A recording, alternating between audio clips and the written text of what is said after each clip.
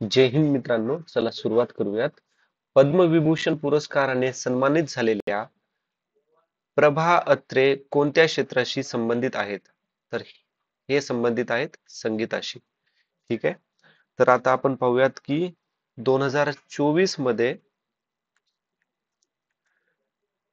5 जणांना पद्म विभूषण, 17 जणांना पद्मभूषण आणि 110 जणांना पद्मश्री अवॉर्ड मिळालेला आहे आणि 5 जणांना भारतरत्न. भारतरत्न. ठीक आहे. तर याच्यात लक्षात ठेवा, पद्म अवॉर्ड मध्ये 30 विमेन होत्या. ओके, 30 विमेनला पद्म अवॉर्ड मिळालेला आहे. ठीक आहे. तर आता आपण PIB च्या साईडवर जाऊयात. पद्म अवॉर्ड 2024. तर याच्यामध्ये ना कोणाला कोणत्या फील्डमध्ये कोणकोणते अवॉर्ड आहेत हे एकदा सर्व डिटेल आहे, तुम्ही एकदा गो थ्रू करून घ्या. ठीक आहे. मी आपल्या टेलिग्राम ग्रुपवर याची ही जी लिंक आहे ना ऑलरेडी अपलोड केलेली आहे. ठीक आहे. आता पुढचा प्रश्न बघा. 2022 मध्ये आयोजित अखिल भारतीय राज्यभाषा परिषदेचे यजमान कोणते शहर आहे? तर 2022 मध्ये सुरत होतं. आता 2024 मध्ये, आता लक्षात ठेवा, 2024 मध्ये जे अखिल भारतीय राज्यभाषा परिषद आहे ना, ती झाली न्यू दिल्ली. न्यू दिल्लीमध्ये भारत मंडपम. आणि ही कोणत्या दिवशी झाली? ही झाली 4 सप्टेंबर 2024. आणि 4 सप्टेंबर हा कोणता दिवस असतो? तर 4 सप्टेंबर हा दिवस आहे हिंदी हिंदी दिवस म्हणून. ठीक आहे. हिंदी दिवस म्हणजे हिंदी दिवस या दिवशी 2024 मधील अखिल भारतीय राज्यभाषा परिषद न्यू दिल्ली भारत मंडपम इथे झाले. ठीक आहे. तर आपल्याला कदाचित 4 सप्टेंबर हा कोणता दिवस आहे, कोणता काय म्हणून सेलिब्रेट केला जातो विचारलं जाऊ शकतं. आता विस्टन 21 या शतकातील भारतातील सर्वात मौल्यवान कसोटी खेळाडू म्हणून कोणाची निवड करण्यात आलेली आहे? तर रवींद्र जडेजा, ऑप्शन नंबर 3. आता याच्यामध्ये एक लक्षात ठेवा, विस्डन म्हणजे हा जो विस्डन आहे ना, तर याला म्हणतात Bible of cricket. Bible of cricket. ठीक आहे. नेक्स्ट प्रश्न. कोणती संस्था ASER साठी प्रसिद्ध? तर ही प्रथम. ठीक आहे. हे आपल्यासाठी एवढं रिलेव्हंट नाहीये प्रथम, कारण की हा बघा, हा प्रश्न आहे 2023 मधला, त्यावेळेसचा करंट अफेअर बेस्ड प्रश्न आहे. तर प्रथम यावेळेस विचारण्याचे चान्सेस कमी आहेत. आता आपल्याला काय लक्षात घ्यायचंय, नीती आयोगाचे चेअरमॅन कोण असतात? तर प्राईम मिनिस्टर असतात. ठीक आहे. प्राईम मिनिस्टर असतात. आता पुढचा प्रश्न पाहूयात आपण. कोणत्या संस्थेने आण्विक सुरक्षेवर उच्चस्तरीय किंवा मॉस्को संवाद स्थापन केला? तर हे केला आहे IAEA यांनी. ठीक आहे. IAEA यांनी. आता याच्यामध्ये आपण पाहूयात की IAEA एक्झॅक्टली काय आहे. तर इंटरनॅशनल ॲटॉमिक एनर्जी एजन्सी. याचं हेडक्वार्टर आहे Vienna, Austria. Vienna, Austria. युनिसेफचं headquarter आहे न्यूयॉर्क, न्यूयॉर्क सिटी. IMFचं हेडक्वार्टर कुठे आहे? Washington DC. आणि वर्ल्ड बँकचं हेडक्वार्टर कुठे आहे? तर ते पण वॉशिंग्टन DC मध्येच आहे. ठीक आहे. आणि आता राहिलं UNSC, United nation security council. आणि ह्या युनायटेड नेशन सिक्युरिटी काउन्सिल मध्ये 15 मेंबर असतात. त्याच्यामध्ये 5 मेंबर हे परमनंट असतात. तर ते 5 परमनंट मेंबर कोणकोणते? चायना, रशिया, त्याच्यानंतर UK, USA आणि फ्रान्स. हे 5 परमनंट मेंबर असतात. आणि ह्या 5 परमनंट मेंबर कडे व्हीटो नावाची एक हे असते, पॉवर असते. पुढचा प्रश्न. आता COVID-19 हा महामारीत पहिला रुग्ण. तर ऑप्शन नंबर 1 याचं उत्तर आहे. सध्यासाठी आपल्याला एवढा रिलेव्हंट नाहीये तो प्रश्न. आता हा बघा. अल मोहद अल हिंद या पहिल्या नौदल सराव खालीलपैकी कोणत्या 2 देशामध्ये ऑगस्ट 2021 मध्ये पार पडलेला आहे? तर ही एक्सरसाइज झाली होती भारत आणि सौदी अरेबियामध्ये. आता 2024 मध्ये कोणकोणत्या मिलिटरी एक्सरसाइज न्यूज मध्ये होत्या, ठीक आहे, त्याच्याबद्दल थोडंसं डिस्कस करूयात. तर एक आहे तरंग शक्ती. तरंग शक्ती. तर ही भारताची पहिली मल्टी मल्टीलॅटरल एअर एक्सरसाइज आहेत. आता एवढं याच्यात लक्षात काय ठेवायचं, तिरंग शक्तीमध्ये कोणकोणते देश होते? फ्रान्स, जर्मनी, स्पेन आणि इंडिया. त्याच्यानंतर विन बॅक्स. आता नावावरून लक्षात यायला पाहिजे, विन बॅक्स व्हिएतनाम आणि इंडिया बायलॅटरल आर्मी एक्सरसाइज, ठीक आहे. त्याच्यानंतर लक्षात ठेवा अग्नी. ओके, अग्नि वॉरियर. तर ही आहे सिंगापूर सोबत. सिनबॅक्स. सिनबॅक्स आहे C for Cambodia, I N for India, ठीक आहे. आता एक शेवटचं लक्षात ठेवा, सानिओकी वोमाचान. ही एक मल्टीलॅटरल डिझास्टर रिलीफ एक्सरसाइज आहे, ठीक आहे. रिलीफ एक्सरसाइज आहे, डिझास्टर रिलीफ एक्सरसाइज आहे. ओके, आता पुढचा प्रश्न पाहूयात.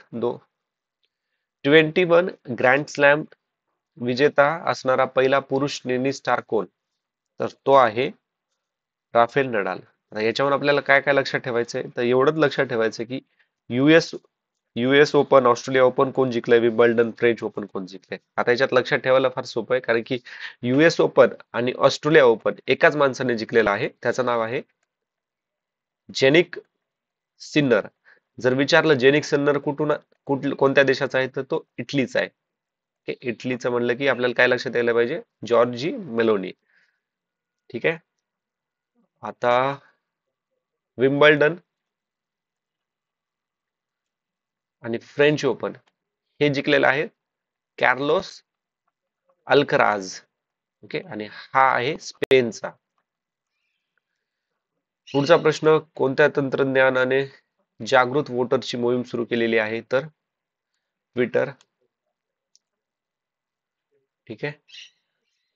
युद्ध काळात गाजलेल्या असामान्य शौर्याबद्दल 2021 मध्ये अशोक चक्र हा सन्मान यांना मरणोपरांत देण्यात आलेला आहे. तर याचं उत्तर आहे ऑप्शन नंबर 2, ठीक आहे.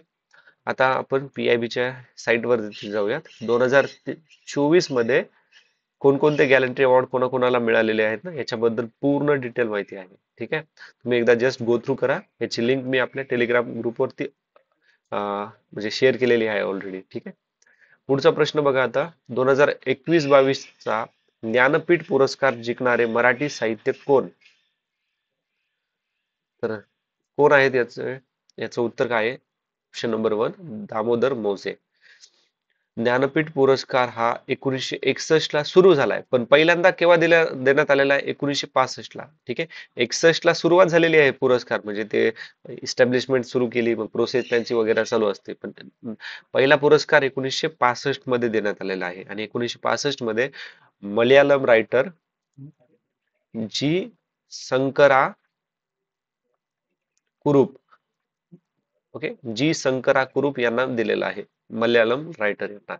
2024 बद्दल विचारलं किंवा 2023 बद्दल विचारलं, कारण की 2023 चा अवॉर्ड 2024 ला दिलेला आहे. तर उर्दू पोएट गुलजार आणि संस्कृत स्कॉलर जगद्गुरु राम भट्टाचार्य यांना मिळालेला आहे. आणि 2024 मध्ये जो झालं होतं ते 58th एडिशन होतं, ठीक आहे, 58th एडिशन. जागतिक तंबाखू विरोध दिन पुरस्कार 2022 साली जागतिक आरोग्य संघटना कोणत्या भारतीय राज्यांना दिलेला आहे? कोणत्या कोणत्या भारतीय राज्याची निवड झालेली होती? तर याचं उत्तर आहे झारखंड, ठीक आहे. आता जागतिक तंबाखू विरोधी दिन हा 31 मे ला साजरा केला जातो, ओके. आणि वर्ल्ड हेल्थ ऑर्गनायझेशनने हे सुरुवात केलं होतं 1987 मध्ये, ठीक आहे, 1987 मध्ये.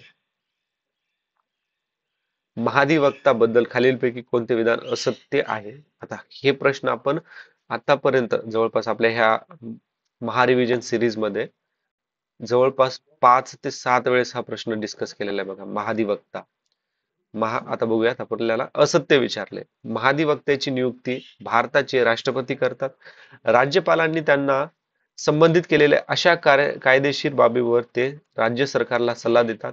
राज्यपालांनी त्यांना नेमून दिलेल्या कायदेशीर वैशिष्ट्ये असलेली अशी इतर कर्तव्ये ते पार पाडतात. संविधान किंवा इतर कोणत्याही कायद्याने त्यांना दिलेले कार्य ते पार पाडतात. तर याच्यामध्ये 2, 3, 4 हे विधान बरोबर आहे. तर यांची नियुक्ती राष्ट्रपती नाही करत, तर राज्यपाल करतात. ठीक आहे, राज्यपाल यांची नियुक्ती करतात. कलम नंबर 165. आणि महाराष्ट्राचे जर महाधिवक्ता विचारले तर लक्षात ठेवा डॉक्टर बिरेंद्र सराफ. ठीक आहे. आता याच्यात ऍडिशनल लक्षात ठेवा कलम number 76 attorney general of India. ठीक आहे, यांची अपॉइंटमेंट राष्ट्रपती करतात. आता बघा अटॉर्नी जनरल ऑफ इंडिया भारताचा कोण आहे 2024 मध्ये, तर आर व्यंकट रमणी. ठीक आहे.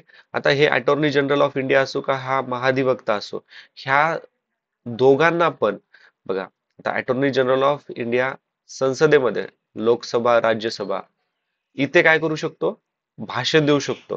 ओके, भाषण देऊ शकतो, पण त्याला वोट करण्याचा अधिकार नसतो.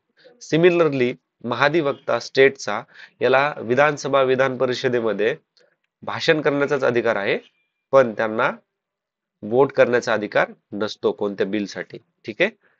आता पुढचा प्रश्न पाहूयात आपण. भारतातील उच्च न्यायालयाबाबत खालीलपैकी कोणते विधान बरोबर नाही. उच्च न्यायालयाने जनहित याचिकाशी संबंधित याचिका स्वीकारू शकतात. ठीक आहे.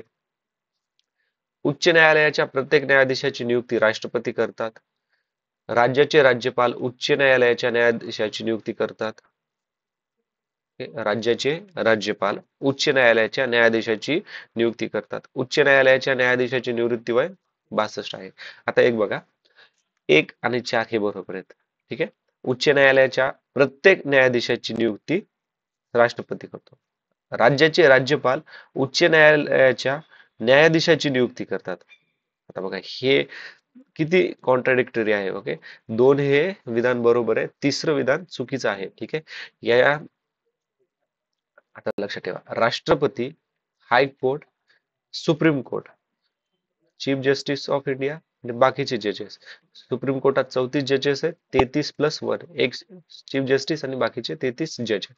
हायकोर्टामधल्या सुप्रीम जो चीफ आहे आणि बाकीचे जज, या सर्वांची अपॉइंटमेंट राष्ट्रपती करतो. ठीक आहे. आता ह्या जजेस जे आहेत त्यांची अपॉइंटमेंट यांच्या सल्ल्यानुसार करतो चीफच्या. आणि सिमिलरली सुप्रीम कोर्टामध्ये जे जजेस आहेत त्यांची नियुक्ती ह्या चीफ जस्टिस ऑफ इंडिया यांच्या सल्ल्यानुसार करतात. आता हे हायकोर्टाचं एज दिलंय तर लक्षात ठेवा सुप्रीम कोर्टवाल्यांचं 65 इयर. आता हायकोर्टाची कलम लक्षात ठेवा कलम नंबर 214 पासून तर 231 पर्यंत. ठीक आहे, कारण की आपल्याला 2024 मध्ये प्रश्न कसा विचारला होता बघा, EIC कोणत्या कलम नुसार आहे तसं विचारलं जाऊ शकतं. आणि इव्हन हायकोर्टाचं पण विचारलं होतं बघा कलम नंबर 226 कशाशी रिलेटेड आहे. ठीक आहे, म्हणजे हायकोर्टासाठी कोणता कलम आहे असं ऑप्शन दिले होते. 226 त्याचं उत्तर होतं. 226 मध्ये काय मेन्शन केलंय तर इश्यू करू शकतात रिट्सला. ठीक आहे, आणि हायकोर्ट कशाने सुप्रीम कोर्ट रिट्स कशाने इश्यू करू शकतो, कलम नंबर 32 न. ठीक आहे, कलम नंबर 32 मध्ये. आणि कलम नंबर 32 ला डॉक्टर BR आंबेडकरांनी काय म्हटलेलं आहे, सोल ऑफ कॉन्स्टिट्यूशन, आत्मा आहे संविधानाचा. ठीक आहे. पुढचा प्रश्न काय आता, भारत सरकारकडून प्रत्येक वर्षी 24 एप्रिल हा दिवस खालीलपैकी कोणता दिवस म्हणून साजरा केला जातो. तर भारत सरकार 24 एप्रिल हा दिवस काय म्हणून साजरा करतो, राष्ट्रीय पंचायत राज दिन. पंचायत आलं की पहिले लक्षात यायला पाहिजे 73व घटना दुरुस्ती 1992. ओके, ह्या दिवशी घटना दुरुस्ती झाली होती, पण फोर्स मध्ये केव्हा आली होती, ओके, इफेक्ट केव्हा चालू झाले होते, त्यांचे अप्लाय केव्हा करणं चालू झाले होते, तर ते होते 24 एप्रिल 1993 ला. त्याच्यामुळे आपण राष्ट्रीय पंचायत राज दिन 24 एप्रिल. राष्ट्रीय जनसंपर्क दिन आहे 21 एप्रिल. ठीक आहे.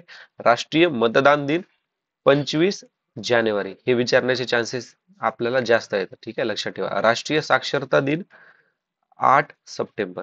आणि जागतिक साक्षरता दिन पण 8 सप्टेंबरलाच असतो.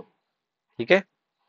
आता पुढचा प्रश्न आहे, खालीलपैकी कोणत्या राज्यामध्ये विधान परिषद हे सभागृह नाहीये? तर बिहार, कर्नाटका, केरळ, राजस्थान. आपल्याला नाहीये म्हटलंय, तर घाईघाईमध्ये एकला टिक नका करू, 2 याचं उत्तर आहे. ठीक आहे. बिहार कर्नाटकामध्ये आहे, महाराष्ट्रामध्ये आहे, युपी मध्ये आहे, आंध्र प्रदेश आणि अजून कोणतं राहिलंय? आंध्र प्रदेश आणि तेलंगणामध्ये आहे. ठीक आहे. आता विधान परिषदेची स्थापना कशी होते एकदा थोडक्यात रिवाइज करूयात. विधानसभा कलम नंबर 169 अनुसार आता विधानसभेमध्ये काय करणार की आता विधानसभेमध्ये जे एमएलए आहेत, ठीक आहे, ते काय करणार? बिल इंट्रोड्यूस करणार की बाबा आम्हाला विधान परिषद हवी आहे, विधान परिषद हवी आहे. मग हे बिल स्पेशल मेजॉरिटीने पास होऊन संसदकडे जाणार. संसदमध्ये याच्यावरती विचार होऊन सिंपल मेजॉरिटीमध्ये यांच्यावरती वोट होऊन विधान परिषद फॉर्म होऊ शकते आणि सिमिलरली बनवू शकते आणि खारीज पण होऊ शकते. ठीक आहे. तर आपल्याला लक्षात काय ठेवायचं, हे स्पेशल मेजॉरिटी कुठे आहे आणि सिंपल मेजॉरिटी कुठे आणि कलम कोणता आहे. ठीक आहे. आता पुढचा प्रश्न पाहूयात. अचूक जोड्या लावा. ओके. 61 व घटना दुरुस्ती 44, 41 आणि 73. तर 61व्या घटना दुरुस्तीमध्ये काय झालं? मतदानाचे वय 21 वरून 18 वर्ष. ठीक आहे. आणि ह्याच वेळेस बघा आपली इलेक्शन कमिशन ऑफ इंडिया, आपण लास्ट व्हिडिओ मध्ये डिस्कस केलं होतं. इलेक्शन कमिशन ऑफ इंडिया कलम नंबर 324 मध्ये येतं. तर ही 61व्या घटना दुरुस्ती याच्या आधी ही फक्त सिंगल मेंबर बॉडी होती, पण याच्यानंतर east election commission of India आता 24 वरून 18 केलं म्हणजे वर्कलोड वाढला, म्हणून त्यांच्या मदतीसाठी एक चेअरमॅन प्लस 2 मेंबर अशी बॉडी बनवण्यात आलेली होती. ठीक आहे. मल्टी मेंबर बॉडी बनवण्यात आली होती. आणि 61व घटना दुरुस्ती केव्हा झालं होतं? 1988 मध्ये झालं होतं. 44वी घटना दुरुस्ती ही झाली होती 1978 मध्ये. आणि याच्यामध्ये राष्ट्रपती, उपराष्ट्रपती, पंतप्रधान यांच्या निवडणुकीविषयी वाद सर्वोच्च व उच्च न्यायालयात. ठीक आहे. 41व घटना दुरुस्ती 1976 राज्य लोकसेवा आयोगातील सदस्यांची सेवानिवृत्ती 60 वरून 62 इयर्स. ठीक आहे. 62 इयर्स. आणि 73व घटना दुरुस्ती 1992 आपण जस्ट डिस्कस केलं होतं, पंचायत राज व्यवस्था. ठीक आहे. आता इलेक्शन कमिशन ऑफ इंडिया वरती एक लक्षात ठेवा, इलेक्शन कमिशन ऑफ इंडिया कोणकोणते इलेक्शन घडून आणतात? तर इलेक्शन कमिशन ऑफ इंडिया यांच्या मागे राष्ट्रपती, उपराष्ट्रपती, लोकसभा, राज्यसभा, विधानसभा, विधान परिषद यांचे इलेक्शन्स असतात. ठीक आहे. आता पुढचा प्रश्न पाहूयात. सरपंचाचे अधिकार आणि कर्तव्य याबाबत खालील विधाने विचारात घ्या. तर आपल्याला अयोग्य विधान विचारलं. ठीक आहे. अयोग्य विधान, तर ग्रामसभेत मंजूर झालेल्या ठरावांची अंमलबजावणी करणे हे तर आहेच. ग्रामपंचायतीच्या मालकीचे संरक्षण करणे हे पण बरोबर आहे. ग्रामपंचायतील क्षेत्रातील प्राथमिक शाळावर देखरेख ठेवणे हे नाहीये. क हे विधान चुकीचं आहे, पण आपल्याला चुकीचं विधान विचारल्यामुळे उत्तर आहे ऑप्शन नंबर 3 फक्त क. ठीक आहे. पुढचा प्रश्न, खालीलपैकी कोण सरकारी आयोगाचे सदस्य नव्हते? तर रामा सुब्रमण्यम हे सदस्य नव्हते. ठीक आहे. सरकारी कमिशन 1983 यांनी सेंट्रल स्टेट रिलेशन यांच्याबद्दल सजेशन केले होते. आता एक कमिटी लक्षात ठेवा, 2007 मध्ये गठीत झाली होती, पुंछ कमिशन. ठीक आहे. आता बघा, पुंछ कमिशन वरती पण प्रश्न विचारलेला होता, सरकारी या कमिशन वरती पण याच्या आधी प्रश्न विचारलेला आहे. ठीक आहे. आता चान्सेस आहेत पुंछ कमिशन मध्ये पण ह्याच टाईपचा प्रश्न विचारायचे की त्या पुंछ कमिशन मध्ये कोणकोणते सदस्य होते. तर लक्षात ठेवा, पुंछ कमिशन मध्ये आता एक पुंछ कमिशन यांनी पण सेंटर आणि स्टेट रिलेशन याच्याबद्दलच रिकमेंडेशन दिलेले आहेत. तर मेंबर कोण कोणते तर धीरेंद्र सिंग, विनोद कुमार डुग्गल, एन.आर. माधव मेनन, विजय शंकर आणि अमरेश बागची. ठीक आहे, एकदा परत गो थ्रू करूयात. धीरेंद्र सिंग, विनोद कुमार दग्गल, एन.आर. माधव मेनन, विजय शंकर, अमरेश बागची. ठीक आहे, अमरेश बागची. पुढचा प्रश्न पाहूयात आता. निवडणूक निवडणूक आयोगाची कर्तव्ये स्पष्ट करण्यासाठी कोणत्या कलमाची सुधारणा करण्यात आलेली आहे? इलेक्शन कमिशन बद्दल विचारलं होतं. आता आपण जस्ट डिस्कस केलं होतं की कलम नंबर 324 आहे. आता ऑप्शन मध्ये दोन जागेवर आहे, म्हणजे हे दोन कटले, 50-50 पर्यंत आलो. भाग विचारले, ऑप्शन नंबर 2 याचं उत्तर आहे भाग 15 आहे. इलेक्शन कमिशनचं काम काय? आता आपण मेन मेन फंक्शन काय इलेक्शन कमिशन ऑफ इंडियाचं? इलेक्शन कंडक्ट करणं. इलेक्शन कमिशन ऑफ इंडिया कशाचे इलेक्शन करतं? Lok Sabha, Rajya Sabha, president, vice president, पुन्हा कोण आहेत अजून? विधानसभा आणि विधान परिषद. ठीक आहे, आता हे बघितलं. स्टेट मध्ये पण आहे ना state election commission. State election commission कलम नंबर 243 सब क्लॉज के, कलम नंबर 243 सब क्लॉज ZA.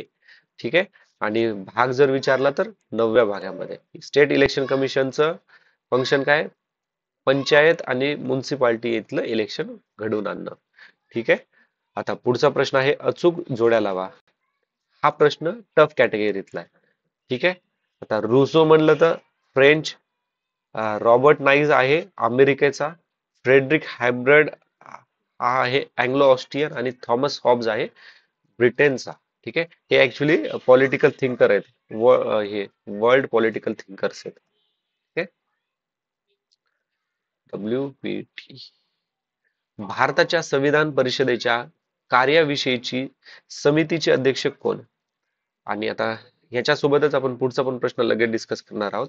संविधान परिषदेच्या सल्लागार शाखेने भारतातील राज्यघटनेचा पहिला मसुदा रिकाम जागामध्ये तयार केला. ठीक आहे, तर आता याच्यात लक्षात ठेवा, पहिल्याचं उत्तर आहे GV मावलनकर. Doctor B.R. आंबेडकर म्हटलं आपल्याला सगळ्यांना माहित आहे, काय ड्राफ्टिंग कमिटीचे चेअरमॅन 1947 मध्ये झाले. आता भारताच्या संविधान परिषद पूर्ण बघूयात. भारताची संविधान परिषद 1934 मध्ये याची आयडिया M.N. रॉय यांनी दिलेली आहे. ठीक आहे, 6 डिसेंबर लक्षात ठेवा, तारीख लक्षात ठेवा, एक ना एक वर्ष महत्वाची. 1946 मध्ये संविधान परिषद फॉर्म झाली. 9 डिसेंबर 1946 मध्ये पहिली मीटिंग भरली आणि त्या पहिल्या मीटिंगचे टेम्पररी प्रेसिडेंट होते डॉक्टर सच्चिदानंद सिन्हा. 9 डिसेंबरला पहिली मीटिंग, सच्चिदानंद सिन्हा टेम्पररी प्रेसिडेंट. 11 डिसेंबर मध्ये इलेक्शन, म्हणजे त्यांचे हे निवडून आले. कोण निवडून आले प्रेसिडेंट म्हणून? बिनविरोध निवडून आले डॉक्टर राजेंद्र प्रसाद हे. ठीक आहे, 13 डिसेंबर 1946 ला जवाहरलाल नेहरू यांनी काय केलं? ऑब्जेक्टिव्ह रिझोल्युशन प्रेझेंट केलं. ठीक आहे, प्रेझेंट केलंय. आणि ऍक्सेप्ट केव्हा झालं? हे ऍक्सेप्ट झालं 22 जानेवारी 1947 मध्ये. ठीक आहे, GV मावलनकर यांच्याबद्दल एक गोष्ट लक्षात ठेवा, लोकसभेचे पहिले भारतीय स्पीकर, फर्स्ट इंडियन स्पीकर. ठीक आहे, आता पुढच्या प्रश्नाचं उत्तर काय आहे? तर याचं उत्तर आहे ऑप्शन नंबर 4, ऑक्टोबर 1947. कॉन्स्टिट्यूशन बनलं केव्हा? तर हे बनलं 26 नोव्हेंबर 1949 ला आणि इफेक्ट मध्ये केव्हा आलं? 26 जानेवारी 1950 मध्ये. ठीक आहे, आता पुढचा प्रश्न काय आहे?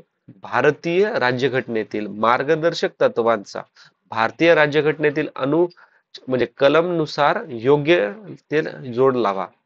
प्रश्न बराच टफ आहे, कारण की आपल्याला याचा कलम नंबर माहित पाहिजे आणि त्याच्यानंतर ते अरेंज करणे.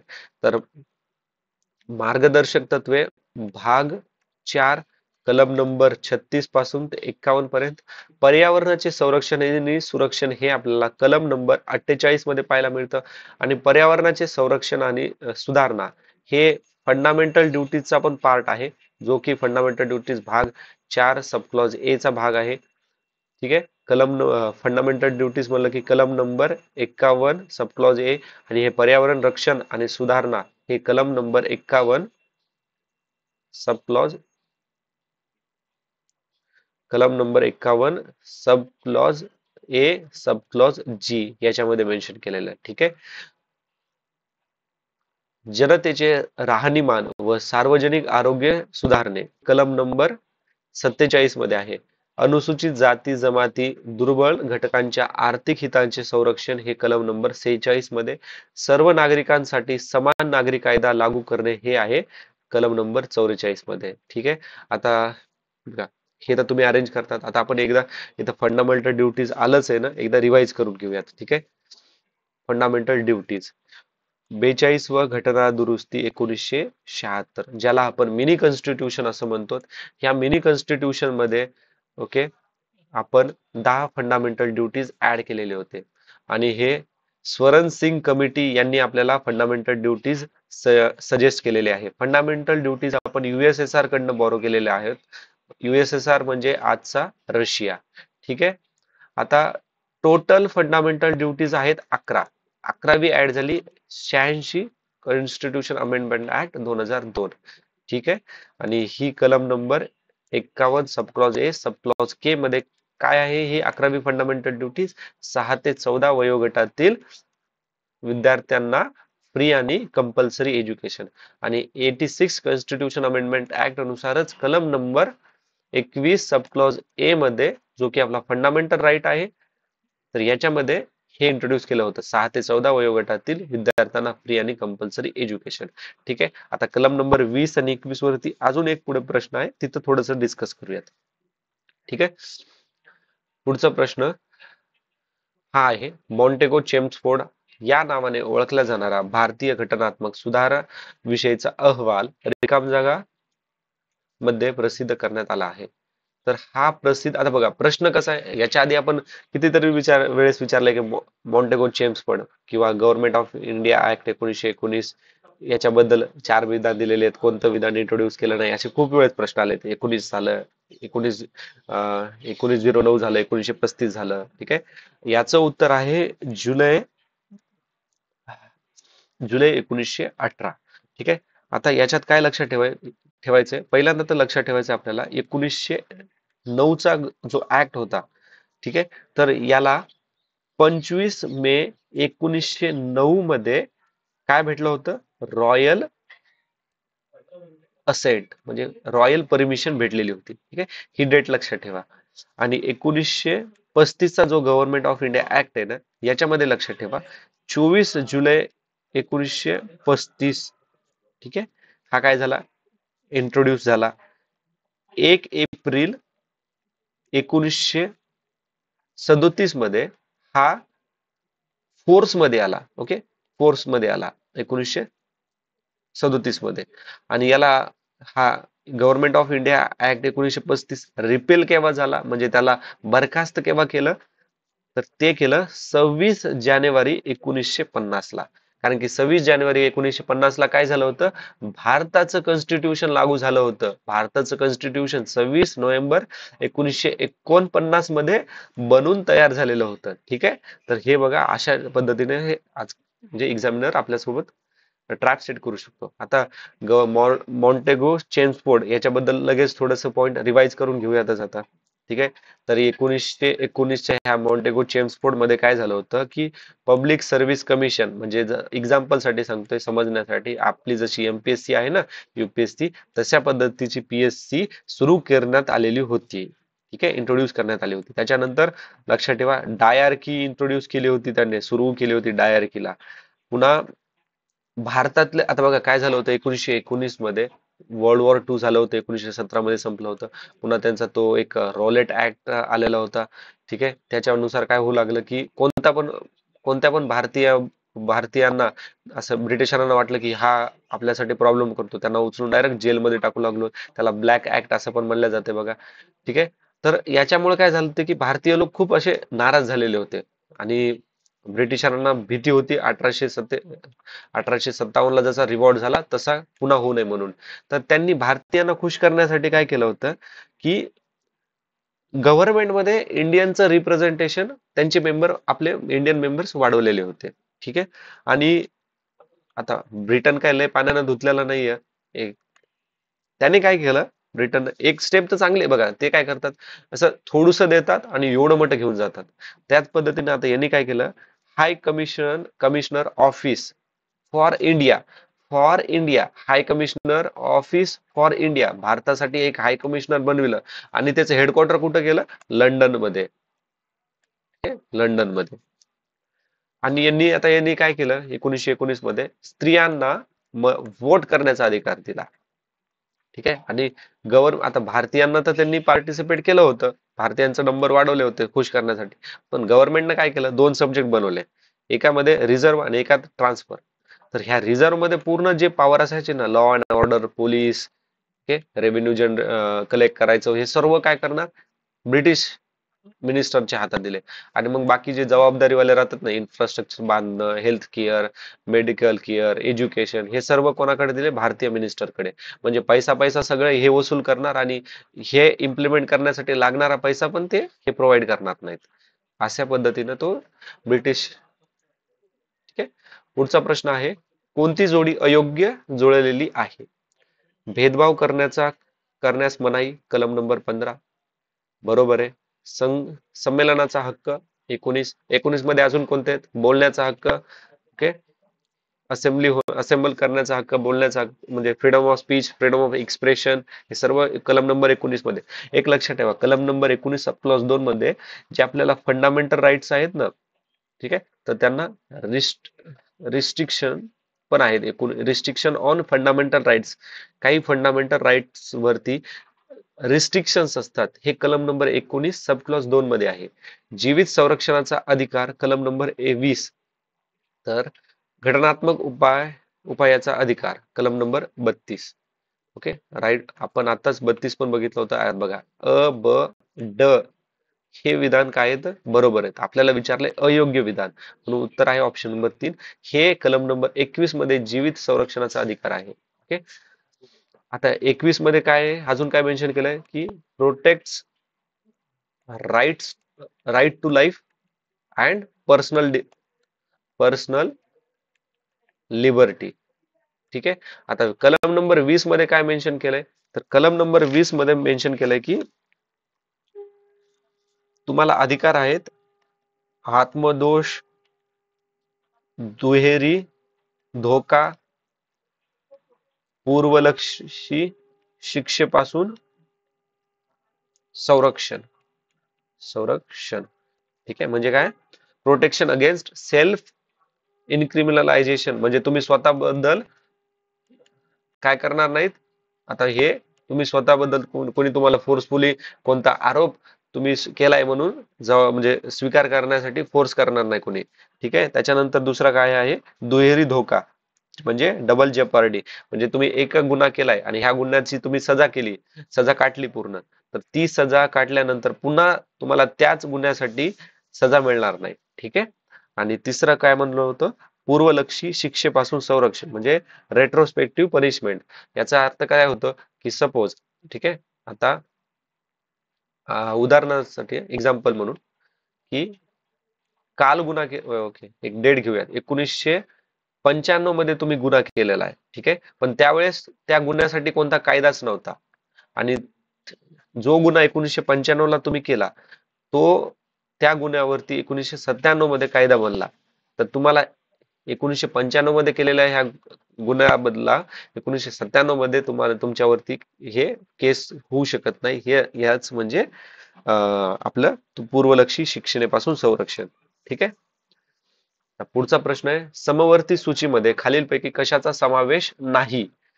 तर समवर्ती सूचीमध्ये करारनामे, जंगले, दिवाणखोरी आणि नादारी यांचा समावेश आहे.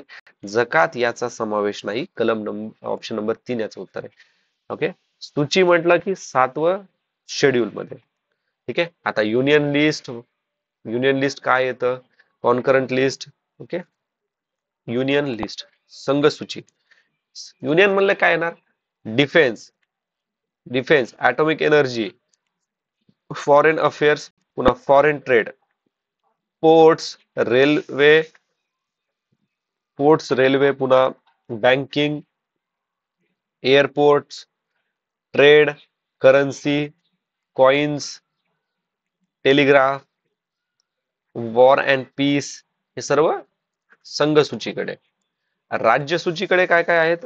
राज्य सूचीकडे आहे शेती, पोलीस, प्रिझन, लोकल गव्हर्नमेंट म्हणजे म्युन्सिपाल्टी, पंचायत राज, पब्लिक हेल्थ, पुन्हा जमीन, दारूच्या रिलेटेड लॉ बनवायचं, पुन्हा शेती बघितलं होतं ना, जसं प्रायमरी सेक्टर मध्ये असणारे जसं की अॅनिमल हजबंड्री, आणि आपली जशी एमपीएससी आहे म्हणजे स्टेट पब्लिक सर्व्हिस, हे सर्व कोणाकडे आहेत? राज्य यांच्याकडे आहेत. आणि समवर्ती सूचीमध्ये अजून काय काय आहेत? जंगल हे बघितलं, एज्युकेशन आहे, त्याच्यानंतर ऍग्रिकल्चर. आता एक लक्षात ठेवा, एज्युकेशन, फॉरेस्ट, जंगल, बँक्रप्सी आणि नॉन इन्सॉल्व्हन्सी, हे सगळं बघितलं. याच्या दोन गोष्टी लक्षात ठेवा समवर्ती सूचीमध्ये. याच्यामध्ये ना, आता बघा, transfer of property other than, बघा, transfer of property other than शेतीची जमीन, शेतीची जमीन सोडून बाकी सर्व जे पण आहे ना, ट्रान्सफर ऑफ प्रॉपर्टी हे कॉन्करंट लिस्ट मध्ये आहे. ठीक आहे. आणि अजून एक आहे दत्तक घ्यायचं, ते ऍडॉप्शन आणि सक्सेशन. ठीक आहे, हे महत्वाचे आहेत. त्याच्यानंतर ट्रेड युनियन बनवायचं, ते trade union subject concurrent list मध्ये. आणि अडल्ट्रेशन हा पण कॉन्करंट लिस्ट मध्ये, समवर्ती सूचीमध्येच आहे. पुढचा प्रश्न आहे, शैवाल वर्गीकरणामध्ये किटोफोरेल्स हा गट खालीलपैकी कोणत्या वर्गामध्ये येतो? आता ह्या शैवाल वर्गीकरण असा जर प्रश्न विचारला, खालीलपैकी कोणते हे शैवाल वर्गीकरणामध्ये येतात, तर हे क्लोरोफायटा, सियानोफायटा, कॅरोफायटा, रायडोफायटा, हे चारही पण शैवाल वर्गीकरणाचे प्रकार आहेत. आपल्याला त्याच्यामध्ये काय विचारलंय? शैवाल वर्गीकरणामध्ये किटोफोरेन्स हा गट कोणत्या वर्गामध्ये आहे? तर हा आहे क्लोरोफायटा या वर्गामध्ये. क्लोरोफायटा याला अजून एक नाव आहे सायनोबॅक्टेरिया. ठीक आहे. आणि आता सायनोबॅक्टेरियावरती आता पुढे एक प्रश्न आहे, तिथं तुम्हाला अजून एक पॉईंट सांगेल. ठीक आहे, कन्फ्युज नका होऊ तिथे सांगताना. तर सायनोबॅक्टेरिया काय करतो? सायनोबॅक्टेरिया हा एक फायलम आहे बॅक्टेरियाचा, आणि याला एनर्जी कुठून मिळते? तर प्रकाश संश्लेषणातून, म्हणजे फोटोसिंथेसिस मधून. आता क्लोरोफायटा, त्याच्यामध्ये क्लोरोफिल असतं, क्लोरोफिल. आणि आपल्याला माहिती आहे क्लोरोफिल म्हणजे काय? पिगमेंट आहे हे, जो ग्रीन कलर देतो. कॅरोफायटा म्हणजे काय? हा बघा, याच्यामध्ये हे पण एक टाइप ऑफ ग्रीन अल्गी आहे. ओके. पण कॅरोफायटा हे आपल्याला जमिनीवरच्या जमिनीवरच्या झाडावरती पाहायला मिळते.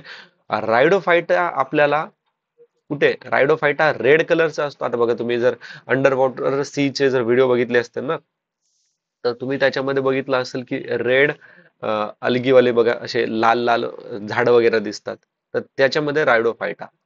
सियानोफायडा म्हणजे सियानोफायडा, ऍक्च्युली एक सांगण्यात चुकलं, ऍक्च्युली हे क्लोरोफायडा म्हणजे क्लोरोफिल असतं पिगमेंट मध्ये. आणि जे हे सांगितलं होतं ना, सायटोबॅक्टेरिया फायलम, तर सियानोफायटा म्हणजे सियानोफायटा यालाच नाव आहे अजून सायनो बॅक्टेरिया. ठीक आहे, सायनोबॅक्टेरिया, सॉरी फॉर दॅट, मी ते बोलण्याच्या नादामध्ये क्लोरोफायटाला सायनो बॅक्टेरिया म्हटलं.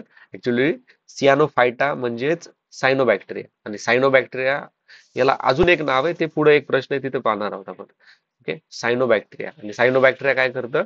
हे एक फायलम आहे बॅक्टेरिया.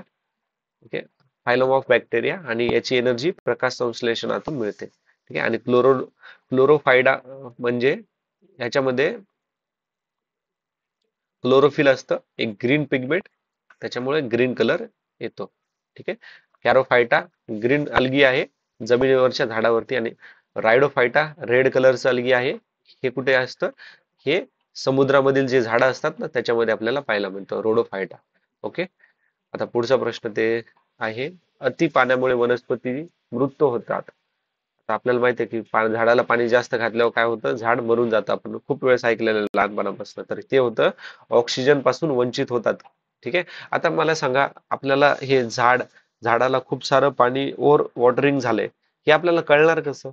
तर ते कळण्यासाठी झाड काय करतं, झाडाची ग्रोथ होत नाही. ठीक आहे, झाडाची वाढ होत नाही. त्याच्यानंतर झाडाचे जे मुळं असतात ते काय होतात, हे होऊन नासून जातात. आणि जे पानं असतात ना झाडाची, तर ती पिवळी होऊन जातात. पिवळी होऊन जातात. ओके, पिवळी. पुढचा प्रश्न आता, आता याच्यात बघा पीएच आलंय. एक हा लाईन लक्षात ठेवा. 7, 0, 14 ऍसिड आणि हा आहे बेस.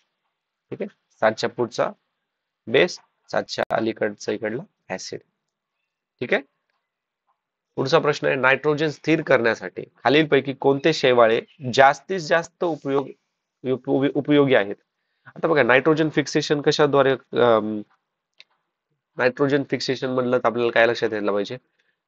रायझोबियम, पुन्हा अझाइटोबॅक्टेरिया. ठीक आहे. आपल्याला यांनी विचारलंय कोणत्या शैवालामुळे नायट्रोजन फिक्सेशन होतं. तर हे जास्तीत जास्त होतं तर मायक्झो फायस, यालाच अजून नाव काय?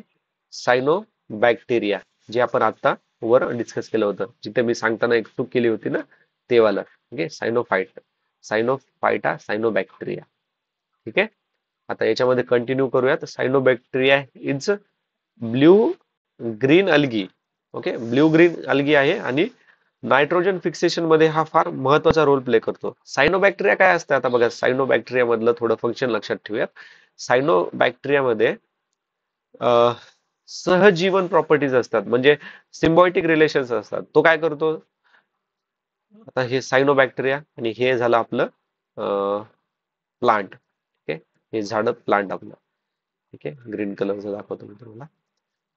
हे झालं प्लांट. हा सायनोबॅक्टेरिया, हा झालं प्लांट. आता हे काय म्हणणार? तर सायनोबॅक्टेरिया नायट्रोजन नायट्रोजन फिक्स करतं आणि प्लांट त्याला काय देतं? कार्बोहायड्रेट्स देतं. ठीक आहे, म्हणजे देवाणघेवाण होते त्यांची. त्यालाच काय म्हणतात? सिम्बायोटिक रिलेशन, सहजीवन रिलेशन असं म्हणतात. आता हे क्लोरोफायसी, रोडोफायसी आणि फिरोफायसी हे काय येतं? तर हे पण हे नायट्रोजन फिक्सेशनचे हे मदत करतात. पण हे algae, which group of algae play, म्हणजे हे अल्गीचेच ग्रुप आहेत, पण हे नायट्रोजन फिक्सेशन साठी मदत करत नाहीत हे बाकीचे, क्लोरोफायसी, रोडोफायसी, फिरोफायसी. आता एकच लक्षात ठेवा की एखाद्या वेळेस मी बी असं विचारलं, ओके, इथं अल्गी आणि कलर चान्सेस कमी आहेत, पण काय सांगता येतं, विचारलं जाऊ शकतं. तर क्लोरोफायसी ग्रीन कलरचा असतो, रोडोफायसी ब्राऊन कलरचा आहे आणि फिओफायसी आहे रेड कलरचा. ठीक आहे, फिओफायसी रेड कलरचा. ठीक आहे. पुढचा प्रश्न, आता मिओसिसच्या टप्प्याचे योग्य क्रम कोणता? तर याचं उत्तर आहे ऑप्शन नंबर 3. Option number 3. आता मित्रांनो, हा जो याच्या आधीच आपण प्रश्न बघितला ना, ठीक आहे, हा तर आपण 2023 चा प्रश्न डिस्कस केला, सेट नंबर ए, प्रश्न क्रमांक 68. ठीक आहे. आणि आता हा बघा 2022 चा प्रश्न आहे, set number, set number A 2022. वाटलं चेक करू शकता. काय विचारलं होतं? नायट्रोजन फिक्सेशनच्या दरम्यान बघा. ठीक आहे, नायट्रोजन फिक्सेशनचा. ठीक आहे. आता पुढचा प्रश्न काय आहे? ओके, हे झालं. अँटीमोनी संयुगे रिकाम जागा या उपचारासाठी शिफारस केली जाते. तर अँटीमोनी संयुगे हे वापरल्या जातात सिस्टोमियासिस, ज्याला अजून एक नाव आहे बिलहार्झिया. ठीक आहे, बिलहार्झिया. आणि याच्यामुळे, हे कशामुळे होतात? तर हे पॅरासाइटिक वर्म्स मुळे होतात. ओके, पॅरासाइटिक वर्म्स मुळे. नेक्स्ट प्रश्न, साधारणपणे पोरीफेरामध्ये गॅमेट कशापासून तयार होतात? तर याच्यामध्ये गॅमेट बनतात ऑर्किओसाइट्स मुळे बनतात. ऑर्किओसाइटला अजून एक नाव आहे अमोई बॉइड सेल्स, जे की आपल्याला स्पॉन्ज मध्ये पाहायला मिळतात. आणि हे कोयानोसाइट, मायोनासाइट, पिनाकोसाइट हे सर्व स्पॉन्जचेच डिफरंट पार्ट आहेत. ठीक आहे. आता पुढचा प्रश्न काय म्हणतोय की तापमानातील प्रत्येक 1 डिग्री सेल्सिअस वाढीसाठी हवेतील ध्वनीचा वेग रिकाम्या जागा सेंटीमीटर सेकंदने वाढतो. तर हा 61 सेकंदने वाढतो. याच्यात काही स्टॅटिक पार्ट आहेत, लक्षात ठेवा, ऍज इट इज लक्षात ठेवा. आपल्याला माहिती आहे साऊंड साऊंडला, ध्वनीला ट्रान्सफर होण्यासाठी मीडियमची आवश्यकता असतेच. लक्षात ठेवा, मीडियम आवश्यक आहेत. सॉलिड, लिक्विड आणि गॅस असा त्यांचा क्रम आहे. सर्वात जास्त सॉलिड, नंतर लिक्विड आणि गॅस. ठीक आहे. तर याच्यातली एक प्रॉपर्टी आहे की साऊंड काय होतो, स्पीड ऑफ साऊंड ही एअर मध्ये वाढते ज्यावेळेस टेम्परेचर वाढतं. ओके. तर temperature increase then speed of sound increase. ठीक आहे. V equals to 331.3 plus 0.6 metre per second as it is लक्षात ठेवा. आता एवढा टाइम नाही की हे समजून हे करण्यासाठी. ठीक आहे. आता एक्झामच्या पर्स्पेक्टिव्ह आपण हे लक्षात ठेवतोय. V equals to 331.3 plus 0.6 t metre per second. T म्हणजे टेम्परेचर. ठीक आहे. आता 0 डिग्री सेल्सिअस वरती स्पीड ऑफ साऊंड किती आहे असं विचारलं तर 331.3 मीटर पर सेकंद आहे. ओके. डायरेक्टली प्रश्न विचारले जाऊ शकतात. आता हे जसे as it is static part लक्षात ठेवा मित्रांनो. ठीक आहे. विशिष्ट उष्णतेचे सीजीएस प्रणालीचे एकक काय आहे? तर हे प्रणालीचे एकक आहे calories per gram degree Celsius.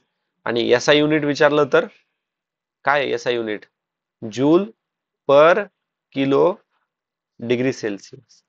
ठीक आहे. पुढचा प्रश्न, विद्युत धारेचे विद्युतरोहणातील खर्च किती शक्ती वापरले जातात? हा प्रश्न आयोगाने कॅन्सल केलाय, पण याच्यात लक्षात ठेवा V equals to I R. ठीक आहे. V equals to I R, power equals to I square R, P equals to I square R. ठीक आहे. हे फॉर्म्युले लक्षात ठेवून द्या फक्त. ओके. आता पुढचा प्रश्न आहे, डांग्या खोकला हा आजार कोणत्या जीवाणूच्या संसर्गामुळे होतो? तर डांग्या खोकला होतो प्रामुख्याने कशामुळे होतो? बोर्डेलो पेट्रुसियास. ठीक आहे.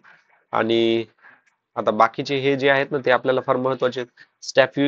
स्टॅफिलोकोकस ऑरियन्स, तर याच्यामुळे स्किन वरती इन्फेक्शन होतात, रेस्पिरेटरी डिसीजेस होतात आणि फूड पॉइझनिंग होतं. त्याच्यानंतर स्टेफोकोकस याच्यामुळे होतं घशामध्ये जळजळ, त्वचेवरती प्रॉब्लेम आणि रेडिओमॅटिक फीवर. ओके. रेडिओमॅटिक फीवर.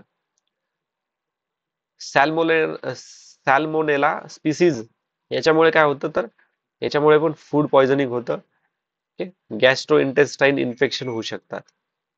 आता नेक्स्ट प्रश्न बघा, खालीलपैकी कोणते जीवाणू ऑक्सिडेशन प्रतिबंधित करणारे आहेत? बघा आपल्याला आतापर्यंत कसं विचारलं होतं की व्हिटॅमिन ए चं नाव काय आहे, सोर्सेस काय आहेत, काय व्हिटॅमिन ए च्या कमतरतेने काय होतं. यावेळेस काय विचारलंय, जीवनसत्व ऑक्सिडेशन प्रतिबंध करणारे कोणते आहे? तर ते जीवाणू व्हिटॅमिन डी, व्हिटॅमिन ई. ठीक आहे. आता हे आहे व्हिटॅमिन डी. व्हिटॅमिन डी कुठून मिळतं? सनलाइट पासून, कवळ्या सूर्याच्या किरणापासून. हे काय करतात? ऍब्झॉर्ब करतात कॅल्शियम आणि फॉस्फरस. लक्षात ठेवा, कॅल्शियम आणि फॉस्फरस. फॉस्फरस. आणि हे कॅल्शियम आणि फॉस्फरस ऍब्झॉर्ब करतात. आपल्याला माहिती आहे की व्हिटॅमिन डी मुळे काय होतात? हाडं मजबूत बनतात. आणि ते मजबूत बनतात कारण की कॅल्शियम आणि फॉस्फरस ऍब्झॉर्ब करतं व्हिटॅमिन. ठीक आहे. व्हिटॅमिन ए ला काय म्हणतो आपण? रॅटिनॉल म्हणतो. आणि हे डोळ्यासाठी खूप चांगलं असतं. ओके. व्हिटॅमिन के ला एकच शब्दात लक्षात ठेवा, क्लॉटिंग विटामिन्स. ठीक आहे. आता हे काय करतात तर व्हिटॅमिन के एक प्रोटीन प्रोड्यूस करतं जे की ब्लडला थांबवतं, ब्लडचा रक्तप्रवाह थांबवतो, कमी करतो. पुढचा प्रश्न आहे आता. ओके. हा, रिकाम जागा ही औषधे मध्यवर्ती मज्जासंस्था, पंचन संस्था याच्या वरील संवेदी चेता तंतूच्या टोकावर बंद राहतात. ओके. तर हे आहे ओपिओइड ओके, ओपिओइड्स. आणि ओपिओइड्स कुठून मिळतात, तर हे कोका प्लांट पासून मिळतात. आणि याच्यामध्ये हे कोकीन नावाचं हे ऍड करतात. ठीक आहे, एवढं काही इम्पॉर्टंट नाहीये, पण याच्यात इम्पॉर्टंट आहे मॉर्फिन. आता बघा तुम्ही, मॉर्फिन म्हणजे काय असतं, तर हे पेन रिलीफ असतं, स्पेशली आर्मी मध्ये यूज केलं जातं. तुम्ही कोणती आर्मी रिलेटेड मूवी बघितले असेल तर त्याच्यात मॉर्फिन मॉर्फिन खूप वेळेस म्हणतात, ज्यावेळेस इंज्युअर्ड सोल्जर असतो त्यावेळेस. ठीक आहे. जर्मन सिल्वर हा मिश्र धातू कोणत्या मिश्र धातूपासून बनलेला आहे, तर हा बनलेला आहे तांबे निकेल जस्त. जर्मन सिल्वर याला अजून एक नाव आहे निकेल सिल्वर. ठीक आहे. आता एक लक्षात ठेवा, याच्यामध्ये ना, आता वाटत सिल्वर म्हणजे चांदी असते, तर याच्यात चांदी नसते. ठीक आहे, चांदी नाहीये याच्यामध्ये. ठीक आहे. ऍस्पिरिन हे रासायनिक नाव, तर हे ओ ऍसिटाइल सॅलिसिलियन ऍसिड. ठीक आहे. ऍस्पिरिन हे एक non steroidal anti inflammatory drug आहे. NSAID. आणि याचा वापर कुठे होतो, पोटामध्ये जळजळ व्हायला लागलं, छातीमध्ये जळजळ व्हायला लागते, किंवा गॅस इंटेस्टाईन ब्लडिंग व्हायला लागल्यावरती ऍस्पिरिन आपण वापरतो. ठीक आहे. कठीण आणि मृद आम्ल आणि अल्कली या संज्ञा कोणी दिल्या? आजचा शेवटचा प्रश्न आहे, तर याचं उत्तर आहे पियर्सन. यांचं पूर्ण नाव आहे राल्फ जी पियर्सन. ठीक आहे. आता ब्रॉन्स्टेड आणि लेविस हे महत्वाचे आहेत, कारण की आता हा जो ब्रॉन्स्टीन आहे ना, यांनी लॉवरी थेरी दिलेली आहे. ठीक आहे, लॉवरी थेरी. तर या लॉवरी थेरी मध्ये त्याने काय सांगितलंय, ऍसिड हा प्रोटॉन डोनेटर, प्रोटॉन डोनर, आणि बेस आहे proton sorry acceptor. Okay, proton acceptor. आणि हे लिव्हॉइसने काय सांगितलंय, लिव्हॉइसच्या थेअरीमध्ये त्यांनी सांगितलं होतं की ऍसिड इलेक्ट्रॉन पेयर ऍक्सेप्ट करते, आणि बेस इलेक्ट्रॉन पेयर डोनेट करते. Electron pair donor. ठीक आहे. ओके, तर मित्रांनो, थँक्स फॉर वॉचिंग. आता काही डाऊट असतील किंवा सजेशन असेल तर प्लीज कमेंट बॉक्समध्ये मेन्शन करा. जय हिंद, टेक केअर.